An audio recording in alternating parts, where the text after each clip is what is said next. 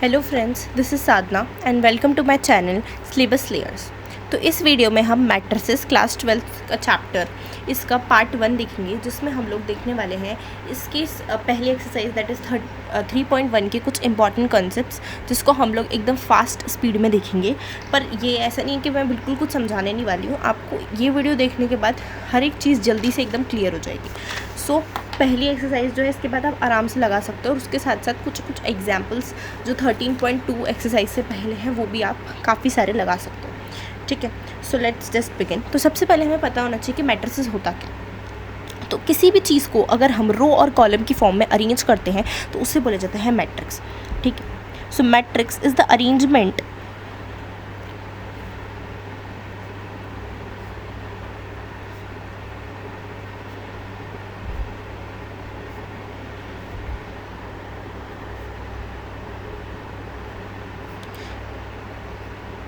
in the form of row and column.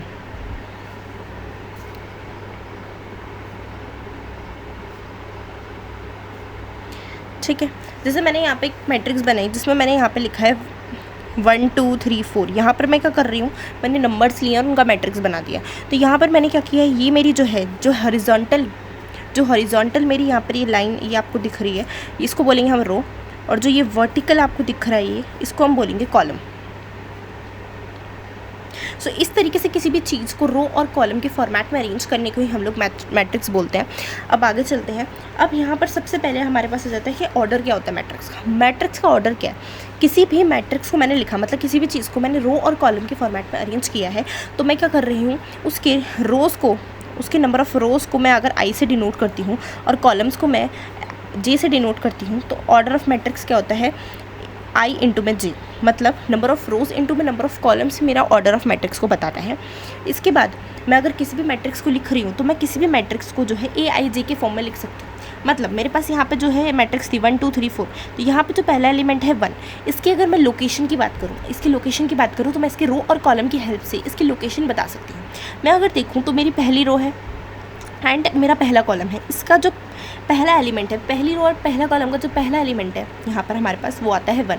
ठीक है, तो फर्स्ट रो का और फर्स्ट कॉलम का जो एलिमेंट है मेरे पास है 1, तो यानी कि मैं इसकी लोकेशन इसके रो और कॉलम की हेल्प से बता सकती हूँ। तो अगर मैं इस एलिमेंट को स्मॉल ए से डिनोट करूँ तो मैं इसको लिख सकती हूँ कि भाई ये A11 है, मतलब ये क्या है, पहली रो और पहली कॉलम का एलिमेंट है, ये पहली रो और पहली कॉलम का एलिमेंट है।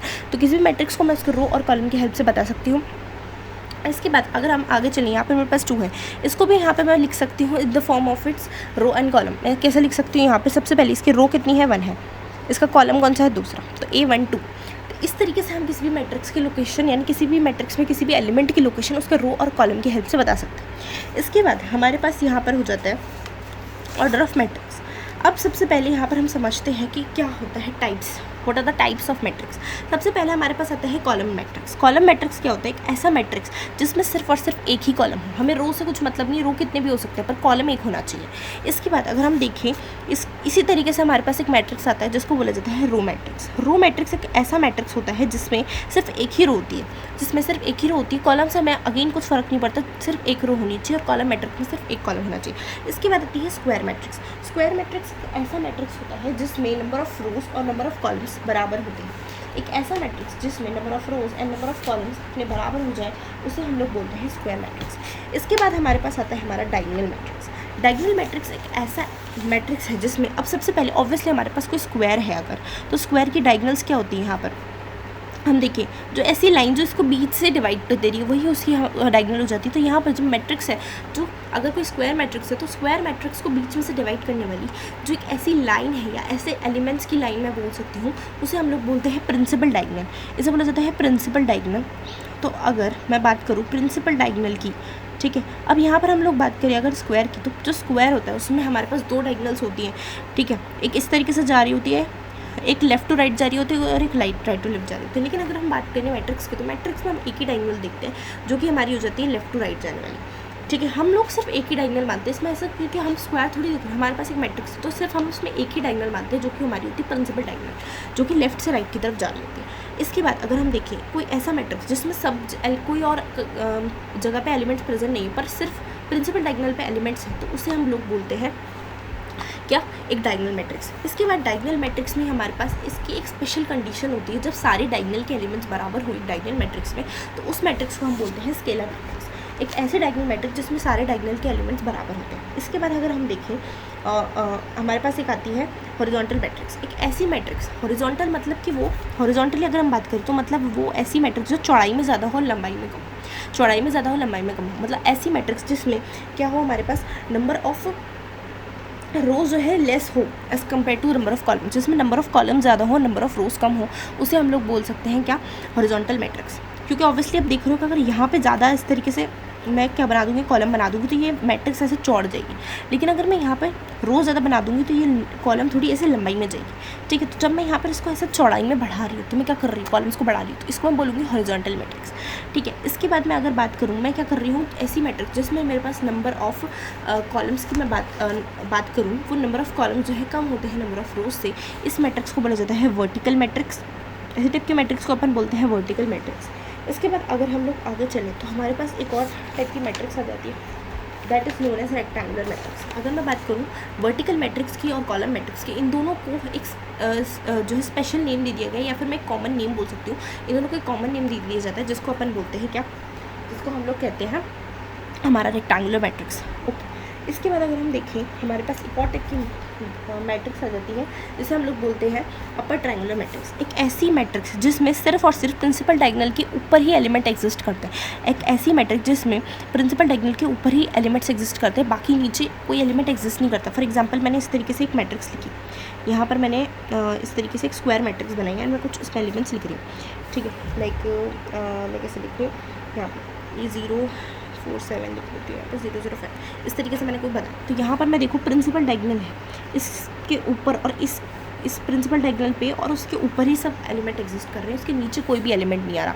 तो यानी कि यहाँ पर मैं देखूँ तो प्रिंसिपल डायगोनल है सिर्फ इसके ऊपर और इसके जो है इसके मतलब प्रिंसिपल डायगोनल पे और इसके ऊपर ही एलिमेंट्स एग्जिस्ट कर रहे हैं, नीचे जो है सिर्फ 0 है, कोई एलिमेंट नहीं एग्जिस्ट कर रहा। इसको हम लोग बोलेंगे क्या, upper triangular matrix. Lower triangular matrix क्या है, प्रिंसिपल डायगोनल के ऊपर और उसके नीचे ही एलिमेंट है, ऊपर कोई एलिमेंट नहीं होता, ठीक है। इसी को अगर मैं ऐसे लिख दूँ यहाँ पर क्या 0 0 0 एंड मैं यहाँ पे 1 लिखती हूँ एंड 5 2 0 मैं यहाँ पे लिख दे रही हूँ 8 7 3, ऐसे मैंने बना दिया कुछ भी, ठीक है। तो यहाँ पर इसके ऊपर कोई एलिमेंट नहीं, नीचे एलिमेंट, तो ये हो जाएगी अपने पास लोअर ट्रायंगुलर मैट्रिक्स। इसके बाद अगर हम बात करें आगे स्केलर मैट्रिक्स, मैंने आपको बता दी। फिर आता है यूनिट मैट्रिक्स और आइडेंटिटी मैट्रिक्स। एक ऐसा मैट्रिक्स जिसमें सिर्फ अपने पास 1 होता है, किसमें, डायगोनल्स में। कैसी मैट्रिक्स, ऐसी टाइप की बात कर सकते हैं डायगोनल मैट्रिक्स जिसमें सिर्फ और सिर्फ 1 प्रेजेंट होता है इन इट्स डायगोनल, बाकी सब जगह 0 है, मतलब सिर्फ डायगोनल पे एलिमेंट्स है वो भी 1 है। उसको हम लोग बोलेंगे null matrix, unit matrix and identity matrix. Null matrix एक ऐसा मैट्रिक्स होता है, नल मैट्रिक्स देखिए अगर, नल मैट्रिक्स एक ऐसा मैट्रिक्स होता है जिसमें सिर्फ और सिर्फ 0 प्रेजेंट होता है, सिर्फ 0 ही है उसमें, उसको हम नल मैट्रिक्स बोलेंगे, ठीक है। अब यहाँ पर अगर हम बात करें ऑपरेशन ऑफ मैट्रिक्सेस में, तो हमारे पास सबसे पहले तो हम बात करते हैं इक्वालिटी ऑफ मैट्रिक्सेस की। अगर हमारे पास 2 मैट्रिसेस दिए तो हमें उनको अगर इक्वल दिए हुए हैं, जैसे मेरे पास यहाँ पे दिया हुआ है 3 2 x y, और यहाँ पर मुझे इसे दे दिया है, यहाँ पर भी 3 2 दिया है, 1 2 1 4, हाँ 1 4 दे दिया। तो यहाँ पर मुझे ये इक्वल दिया हुआ है, तो मैं कैसे बताऊँगी, अब मुझे पूछा जाएगा x और y की वैल्यू है, तो हम सीधा कॉरस्पॉन्डिंग एलिमेंट्स को कंपेयर कर देना है, ठीक है। सो कॉरस्पॉन्डिंग एलिमेंट्स को सीधे सीधे कंपेयर करते जाएंगे, वैल्यूज़ मिलती रहेंगी। कॉरस्पॉन्डिंग एलिमेंट्स को सीधे सीधे अपने को क्या करना होगा, कंपेयर करना होगा, तो अपने को वैल्यू मिलती रहेंगी। इसके बाद अगर हम बात करें ऑपरेशन ऑफ मैट्रिसेस में एडिशन और सब्ट्रैक्शन ऑफ मैट्रिक्स की, अगर हमारे 2 मैट्रिक्स दिए और हमें उनका एडिशन करना है, जैसे मेरे पास एक कोई ए मैट्रिक्स है जो कि है 1 2 3 4 5 6, इस तरीके से है, और बी मैट्रिक्स है जो कि अपने पास आ जाती है 7 8 9 10 11 एंड 12। सो इस तरीके से मुझे दिया और मुझे एडिशन करना है, तो मतलब ए प्लस बी निकालना है मुझे, तो मैं क्या करूँगी, कॉरस्पॉन्डिंग एलिमेंट को जैसे मैंने यहाँ पे कंपेयर किया ना, वैसे मैं हर एक एलिमेंट को ऐड कर दूँगी कॉरस्पॉन्डिंग। जैसे 1 को मैं 7 से ऐड कर दूँगी, 2 को 8 से ऐड कर दूँगी, 3 को 9 से ऐड कर दूँगी, कॉरस्पॉन्डिंग एलिमेंट्स को ऐड करती जाऊँगी, मिल जाएगा। इसी तरीके से अगर सब्ट्रैक्शन देखा जाए, सब्ट्रैक्शन में कॉरस्पॉन्डिंग एलिमेंट्स को सब्ट्रैक्ट करूँगी, जैसे मुझे इसी में a माइनस बी निकालना होगा, तो मैं क्या करूँगी, 1 में से मैंने माइनस किया 7, 2 में से मैं माइनस कर दूँगी 8, 3 में से माइनस कर दूँगी मैं 9 को। इस तरीके से कॉरस्पॉन्डिंग एलिमेंट्स में यहाँ पर खेल हमें खेलना होता है, तो हम लोग डायरेक्टली यहाँ पे कर सकते हैं, ठीक है। इसके बाद आता है हमारे पास multiplication of matrix by scalar. अगर हमारे को भी मैट्रिक्स दिया और हमें उसको स्केलर से मल्टीप्लाई करना है तो क्या करना है, जैसे हमारे को एक मैट्रिक्स दिया के इंटू एक ए मैट्रिक्स है, उसको हमें बोला है कि के से मल्टीप्लाई करना है, मतलब के इंटू में ए हमें कुछ करना है यहाँ पे, ठीक है। तो अपन क्या करेंगे, सिंपली क्या करेंगे, मैट्रिक्स का हर एक एलिमेंट को लेंगे और हर एक एलिमेंट को क्या करेंगे, मल्टीप्लाई करते जाएंगे। जैसे इस तरीके से मेरे पास ए मैट्रिक्स है 1 2 3 4 5 6, तो मैं क्या करूँगी, मेरा मान लो कि मेरे पास 2 है, तो मैं 1 को भी 2 से करूँगी, 2 को भी 2 से करूँगी, 3 को भी 2 से करूँगी, 4 को भी 2 से, 5 को भी 2 से और 6 को भी 2 से, हर एक एलिमेंट को मैं मल्टीप्लाई करती जाऊँगी। इसके बाद हम यहाँ पर जो है एक्सरसाइज की बात करें तो एक्सरसाइज में बहुत बेसिक कोई कंपैरिजन वाले क्वेश्चन दिए हैं। इसमें एक क्वेश्चन है जो कि बोलते हैं कि ऑर्डर ऑफ मैट्रिक्स लिखो, तो क्या करना है, रोज को मल्टीप्लाई कर देना कॉलम से।